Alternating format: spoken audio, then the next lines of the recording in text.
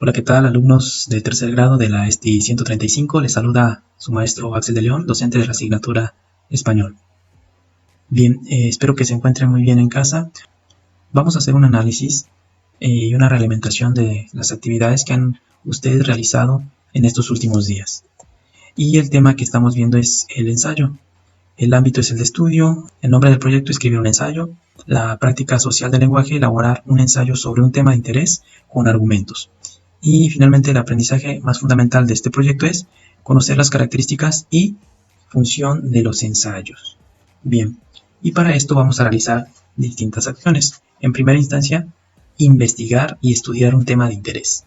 Para que yo pueda escribir un ensayo, tengo primero que investigar, que elegir un tema que a mí me interese y que a mis lectores también les vaya a interesar. Identificar funciones y características de los ensayos. ¿Pero qué es un ensayo? Un ensayo es un escrito en donde yo como autor doy a conocer mi punto de vista, mi postura, mi opinión sobre algún determinado tema. Eso sí, siempre fundamentando esas opiniones con argumentos. ¿Y qué son los argumentos?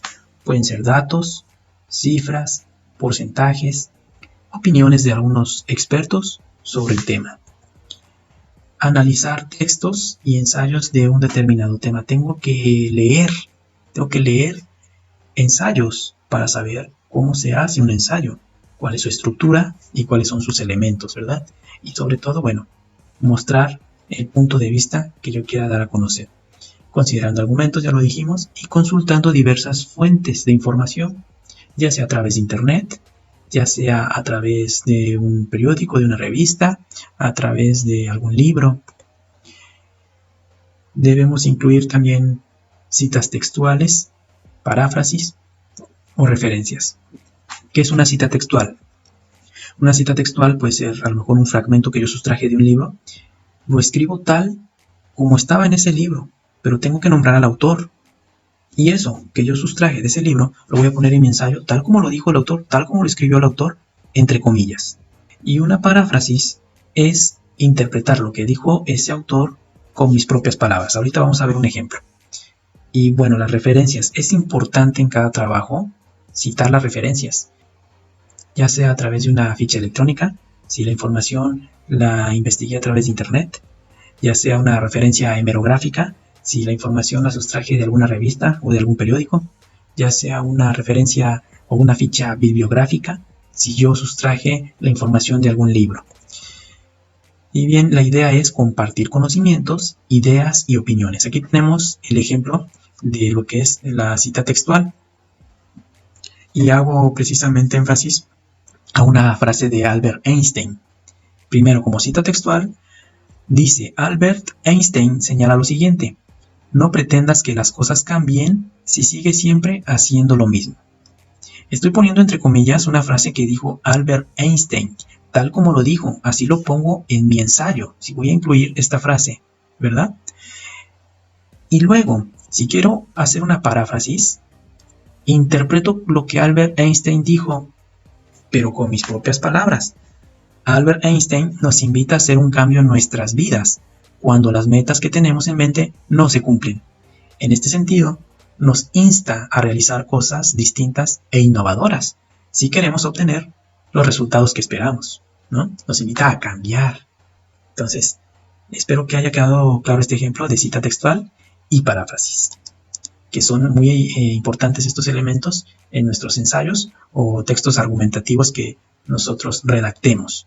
Ahorita sus compañeros de segundo año están analizando diversos textos sobre un mismo tema y precisamente manejamos el tema del COVID-19 en un texto informativo y en un texto argumentativo de opinión. Entonces ellos tienen que ver las diferencias y semejanzas que hay en esos textos. Bien, en la indicación número 1 dice: contesta las siguientes preguntas. Estoy hablando de las actividades que nosotros consideramos en los cuadernillos que se les entregaron. Ahí vemos una imagen de Michel de Montaigne. Él fue el creador de los ensayos, un filósofo, humanista, también diplomático del movimiento renacentista. Él escribe essays, ¿sí? Sus ensayos, y los da a conocer precisamente para criticar a la iglesia, a pesar de que fue católico, desde niño así fue formado como católico. Él también criticaba mucho a la ciencia y bueno, es el creador de este tipo de texto argumentativo. Bien, ¿qué es un ensayo? Por ello ya comentamos, ahorita vamos a ver su definición como tal. ¿Qué recuerda sobre los temas que pueden abordarse en estos textos? Bueno, nosotros hemos llevado a cabo distintas técnicas grupales como mesa redonda, panel de discusión, el debate, y ahí hemos abordado distintos temas que a nosotros nos interesan, bueno, que a ustedes como jóvenes les interesan. Y hablo de las técnicas grupales porque ahí también nosotros cuando defendemos un punto de vista tenemos que argumentar con fundamentos, ¿verdad? Bien, ¿qué piensas que sería necesario hacer antes de escribirlo? Bueno, ya lo comenté, tenemos que leer otros ensayos, tenemos que leer información sobre el tema que estamos tratando, tenemos que investigar en diversas fuentes, ¿verdad? Posteriormente, ¿qué utilidad podrían tener para sus lectores este ensayo? A lo mejor que ellos aprendieran, ¿no? O a lo mejor que cambiaran su punto de vista a partir de lo que leyeron, de lo que ustedes presentaron con argumentos. Nosotros podemos convencer a un público a través de la persuasión. Persuadir es tratar de convencer. No es lo mismo persuadir que convencer. No, yo a través de la persuasión voy a intentar convencer a mi público lector. Entonces, esta es una parte muy importante en nuestro ensayo, la persuasión. Y bueno, aquí tenemos ya la definición como tal. El ensayo es un tipo de texto escrito en prosa en el que el autor expone, analiza, evalúa y examina un tema determinado con variados argumentos, con el fin de tratar de convencer al lector siguiendo un estilo argumentativo propio. Cada quien tiene un estilo distinto de escribir, de redactar, ¿verdad? Entonces, esto es lo que le da originalidad a nuestro texto argumentativo, que en este caso es un ensayo. Aquí volvemos a ver una imagen de Montaigne, el creador de los ensayos, y precisamente vemos sus obras, los ensayos. Bueno, la indicación 2 dice, lee el siguiente texto, no lo copies, porque de repente han copiado ustedes lo que es lectura. Y no se debe copiar eso, eso es nada más para leer, para que ustedes comprendan el texto y a partir de ahí realicen la actividad, ¿no? Entonces, aquí tenían que realizar un mapa conceptual, sintetizando la información que yo les presenté ahí en el cuadernillo. Entonces, ustedes hicieron diversos esquemas, pero algunos no eran mapas conceptuales. Ahorita vamos a ver, vamos a analizar diversos tipos de esquemas para que les quede claro cómo se hace un mapa conceptual. Bien, y aquí tenemos esto que ustedes tienen que analizar para hacer precisamente su mapa conceptual.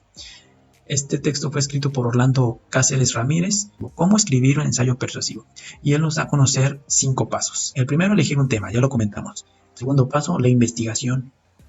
Y voy a investigar en diversas fuentes de información, ¿sí? El tercer paso, los argumentos. Ya los comentamos también. Son los pilares que sostienen las ideas del redactor. El cuarto paso, el estilo. También lo hemos comentado, que es el reflejo de la voz propia del ensayista. El quinto paso es la conclusión, la parte final, en donde yo voy a destacar un aspecto fundamental o mis ideas principales. Bien, les comento, siempre es importante comentar la referencia de donde obtenemos la información. Y en este caso, en la parte de abajo de esta diapositiva vemos la página de internet donde se sustrajo esta información. Porque si yo no nombro de dónde lo obtuve, entonces estoy cometiendo un plagio, estoy robando información que no es mía, ¿verdad? Entonces, importante siempre hacer referencia de dónde obtuvimos la información. Bien, posteriormente, bueno, como les comentaba, ustedes hicieron algunos esquemas. Aquí tenemos el primero, que bueno, está el ensayo y algunas de sus características. Tenemos otro tipo de esquema ramificado.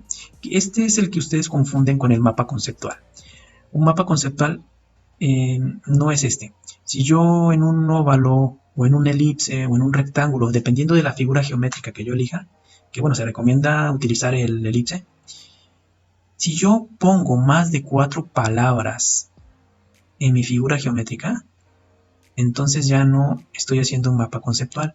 Estoy haciendo un esquema, que no digo que estén mal, no digo que estén mal, estos esquemas finalmente están organizando la información, están sintetizando la información, son organizadores con los que yo puedo estudiar, puedo exponer, puedo dar una clase también, pero sí hay que identificar cómo se hace cada uno de estos esquemas. Aquí tenemos otro, este está muy bien hecho, muy bien estructurado, pero tampoco es un mapa conceptual, es también un esquema ramificado, que también está muy bien sintetizado, pero como les digo, si ustedes ponen más de 4 palabras en su rectángulo o en su elipse, entonces no están haciendo un mapa conceptual, están haciendo un esquema. Tenemos aquí otro esquema que, bueno, se asemeja a lo que es un cuadro sinóptico, nada más que con nubes y líneas en lugar de llaves. Y bueno, aquí hay una observación también para su compañero o compañera que realizó este esquema. Bueno, este es el nombre del autor, del texto donde se sustrajo esta información. Pero bueno, aquí el título dice textos persuasivos. A lo mejor su compañero o compañera entendió mal, comprendió mal la indicación y él desarrolló otro esquema con otra información. Aquí tenemos otro esquema que, bueno, es una especie también de esquema ramificado o también parece como que un diagrama de flujo. El diagrama de flujo es un proceso y aquí estamos viendo los pasos, paso 1, paso 2, paso 3, paso 4, paso 5. Pero bueno, tampoco es un mapa conceptual, es un esquema. Y bueno, aquí sí tenemos un mapa conceptual. Yo por ahí estuve ya mandando audios o haciendo algunas anotaciones a sus compañeros para que ellos hicieran realmente un mapa conceptual. Y entonces yo les explicaba, adentro de los óvalos o de los elipses van mis ideas, mis conceptos, mis imágenes mentales, ¿sí? Afuera, los que están aquí en minúsculas, ¿sí? Van los nexos, van los conectores, van las preposiciones, van los verbos. ¿Qué es un verbo? Es una acción. Por ejemplo, investiga, añade, expresa, existe, enfoca, hace, realiza, prefiere, elige. Son muchos los verbos que podemos utilizar. Y bueno, aquí por eso yo subrayé este verbo que dice elige. No debe de ir en mayúsculas ni tampoco debe estar adentro de un óvalo. Debe ir afuera. Yo los verbos no los voy a poner adentro de los óvalos, ¿sí? Aquí hay otro verbo, identificar. Tampoco va dentro del óvalo, va afuera y va en minúsculas. Estos que están en azul son nexos o preposiciones, ¿sí? Por ejemplo, ¿dónde? Donde también va afuera y en minúsculas. De, son preposiciones, ¿sí? Las preposiciones ustedes desde la primaria se las deben de saber. A, ante, bajo, cabe, con, contra, de, desde, en, entre, hasta, hacia, para, por, según, sin, sobre, tras.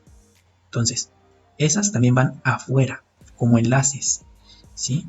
Aquí identificar, bueno, ya lo comenté, ¿qué otro nexo? Los nexos, los conectores. Los conectores lógicos también van afuera. ¿Cuáles son los conectores lógicos? Los que nosotros utilizamos para unir ideas o para unir oraciones o para introducir ideas. Por ejemplo, y, ni, que.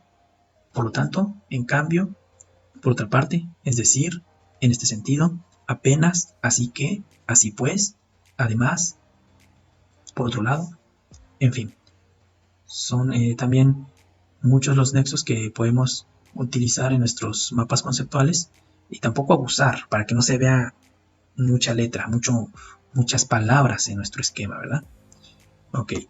Y bueno, ya aquí como tal está un mapa conceptual que realizó un servidor. Si se dan cuenta, adentro de mis óvalos no tengo más de 4 palabras. Incluso la mayoría es una palabra, la que yo consideré, en cada elipse.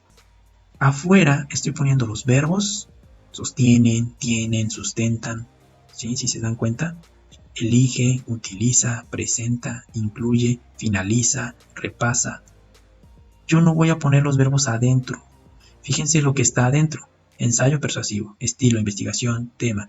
Estos son los 5 pasos de tema, investigación, estilo, conclusión, ¿sí? Son los 5 pasos.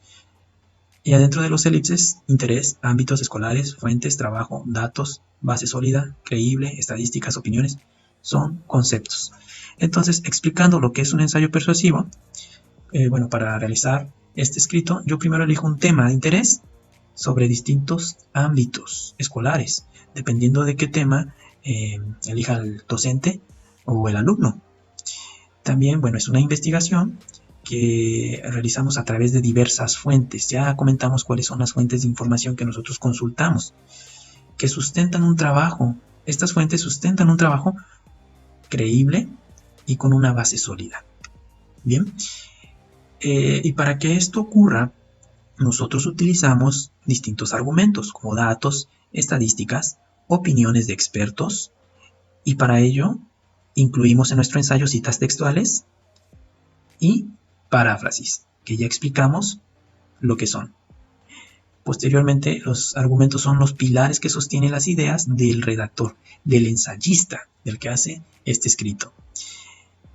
Posteriormente, el ensayo presenta un estilo que es el reflejo del ensayista, y son sus ideas. Y esto es lo que hace original a este texto, el estilo. Y finalmente tenemos la conclusión. En la conclusión se repasa la idea principal, o también se hace énfasis en algún aspecto que yo quiera destacar. Y bueno, finalmente se incluyen las referencias. ¿Sí? Si yo sustraje información del libro, voy a poner mi ficha bibliográfica. Si yo sustraje información de una revista o periódico, voy a poner mi referencia hemerográfica. Y si yo sustraje información de una página de internet, voy a incluir mi referencia electrónica. Bien.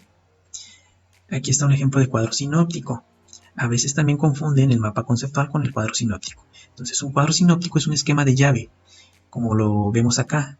¿Sí? Y este me sirve también para organizar mi información. Es una estrategia también de enseñanza y de estudio, muy efectiva también, para ir resumiendo la información, para ir sintetizando esa información que a mí me puede servir para estudiar y para exponer también.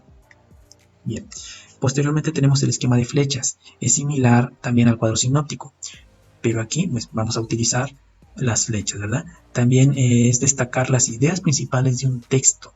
Y bueno, aquí podemos ir organizando nuestra información. Y también nos sirve para hacer nuestros acordeones, ¿verdad? Cuando tenemos algún examen. Bien, tenemos el diagrama ramificado, que ya lo había yo comentado hace un momento, que es el que luego confundimos con el mapa conceptual. Vuelvo al punto. No va a ser mapa conceptual si yo le pongo más de 4 palabras. Se convierte en un esquema ramificado. Y en el esquema ramificado yo puedo incluir un texto. En cada subtema puedo incluir un texto. ¿Sí? Un pequeño párrafo. Eso sí, no tampoco muy extenso, porque si no, pues ya estoy transcribiendo todo. Entonces aquí se trata de ir sintetizando. ¿Sale? Posteriormente tenemos el diagrama de flujo. Aquí pongo un ejemplo muy sencillo para que todos podamos entenderle. El diagrama de flujo es un proceso. Y aquí pongo, por ejemplo, para hacer un café. ¿Quiero café? ¿Hay café? Me planteo esta pregunta primero. Si sí hay café, calentar café. Si no hay café, hacer café, ¿no? Servir en taza y añadir azúcar. ¿Está dulce? Sí, tomar café. ¿Está dulce? No, añadir azúcar. Bueno, a menos de que seamos diabéticos, ¿verdad? Ok. Posteriormente tenemos los mapas mentales. Los mapas mentales también son muy buenos porque incluimos imágenes, incluimos conceptos, incluimos ideas y es más fácil luego acordarnos, ¿no? Cuando vamos a tener un examen también son muy buenos para estudiar. Tenemos una línea del tiempo. Esta línea del tiempo la realizó su compañera María de los Ángeles Gómez Cologua, una alumna ya egresada. Precisamente realizó esta línea del tiempo cuando empezó la contingencia. Y bueno, ella aquí nos da a conocer aspectos más relevantes de su vida. Dice al final, actualmente estoy cursando el 3er grado de secundaria en aislamiento por contingencia escolar. Entonces, es una buena estrategia también para dar a conocer algún evento, algún suceso histórico también, desde que inició hasta que terminó. O también para dar a conocer la vida de alguien a través de una biografía. Yo voy desde que nació, desde la fecha que nació hasta la fecha que murió. Bien. Tenemos aquí un ejemplo. Dice la indicación número 3. Lee, comprende el siguiente ejemplo de ensayo y contesta las preguntas. Bueno, tenía que leer este ensayo. Ustedes ya lo leyeron. Aquí nada más quiero destacar algunos de los elementos que yo fui considerando. Es muy importante cuando nosotros escribimos un ensayo llamar la atención. Y aquí la autora, Adriana María Serrano, hace una pregunta. ¿Por qué la nuestra es la era de la igualdad? ¿sí? Ella destaca en todo su ensayo que esto se queda solamente en los discursos, ¿sí? En las publicaciones, en las leyes, la igualdad de género, pero que no se pone en práctica. Y bueno, aquí precisamente vemos la opinión que ella dice. Posteriormente vemos aquí un argumento en los discursos, en las leyes, en las alocuciones oficiales, que son discursos breves, en las encuestas, ¿sí? Se basa en nuestros argumentos. Posteriormente, en esta introducción es importante poner nuestro propósito, qué se busca, qué esperas. Dice, en este escrito se propone plantear la pregunta sobre las causas de la resistencia de algunas mujeres a la recepción de los discursos de igualdad de género. Tenemos más argumentos acá, tenemos una paráfrasis. La autora está interpretando con sus palabras lo que plantea Georges Duby. Vemos aquí otra opinión. Y aquí, bueno, están las preguntas que tenían que contestar sobre este texto. Posteriormente tenemos la indicación 4, dice lee las páginas 21 y 22 de tu libro de español y completa el siguiente cuadro comparativo. Bueno, aquí tenemos los nexos causales y estos nos permiten explicar el argumento al introducir su causa. ¿Sí? Ya había yo comentado hace un momento algunos nexos y aquí tenemos a los causales. ¿Por qué, ya que, puesto que, supuesto que, en vista de que, cómo? Un ejemplo. Pablito se cayó porque traía sus agujetas desamarradas. Entonces yo estoy introduciendo una causa, ¿no? ¿Por qué Pablito se cayó? Bueno, los nexos y expresiones concesivas anteponen una dificultad para que se cumpla algo, pero no impiden que suceda. Y tenemos aquí aunque, por más que, a pesar de que, aun cuando, aun sí. Y tenemos un ejemplo de la autora. El panorama planteado pretende mostrar una nueva mirada, aunque en la práctica se siguen modelos marcadamente androcéntricos. Androcéntricos, cuando el hombre está al centro, ¿sí? Se siguen marcando esos modelos, dice la autora. Entonces, ella insiste en que solamente está en los discursos la igualdad de género. Tenemos los nexos y expresiones condicionales. Se usan cuando el argumento requiere una condición para cumplirse. Cuando ustedes quieren jugar y no han hecho la tarea, ¿qué les dice su mamá o su papá? ¿Vas a jugar? Si haces la tarea. ¿Vas a jugar? Si haces la tarea. Es una condición, ¿sí? Entonces, aquí está. Es importante identificar cuándo le voy a poner acento al sí. Cuando es una afirmación, le voy a poner tilde, la palomita que va arriba de la letra, ¿no? Sí voy a ir a la escuela. Sí quiero agua. Sí quiero jugar. Cuando hago una afirmación, estoy afirmando, entonces voy a poner tilde. ¿Cuándo no le voy a poner tilde? Cuando es una condicional, cuando es un nexo condicional. Y ya les dije el ejemplo, vas a jugar si haces la tarea. Ese sí no lleva tilde. Bien. Finalmente tenemos otro recurso que son las notas de pie de página. En la parte de abajo de tu página, tú puedes incluir a lo mejor una aclaración, una información adicional o una bibliografía de donde tú obtuviste esa información que estás destacando en esa página de tu ensayo. Y finalmente, en la última actividad tenían que leer un texto titulado Función y características de los ensayos y realizar un esquema o un resumen. A mí me gustaría que realizaran un esquema sobre este texto. Bien, y finalmente concluyo con una frase que se me ocurrió. La lectura te transporta a un mundo que no conocías. Cuando nosotros leemos, generamos un aprendizaje, generamos un conocimiento. Por eso es importante que ustedes sigan leyendo, que cada noche agarren un libro y antes de dormir hagan una lectura. Si me está escuchando algún tutor, ¿por qué no retomar aquellos momentos cuando nosotros leíamos un cuento a nuestros hijos? Esta imagen nos dice mucho. Desde que somos niños, nos empieza a gustar la lectura. Cuando nos leen un cuento, cuando vemos imágenes del gato con botas, de Caperucita Roja, de los tres cerditos y el lobo feroz, no sé, hasta que somos adultos y empezamos a leer lo que más nos interesa, ensayos, cuentos, novelas, diversos textos. Y entonces los invito a que lean, porque ustedes en casa están generando un aprendizaje por ustedes mismos y están siendo autodidactas. Yo agradezco lo que están haciendo allá en casa, agradezco el esfuerzo que están poniendo, tanto ustedes como sus padres, y espero que así siga. Como se los dije en nuestra reunión, todos somos ignorantes, pero somos menos ignorantes cuando leemos. Y yo cuando leo cada día soy menos ignorante que ayer. Muchas gracias.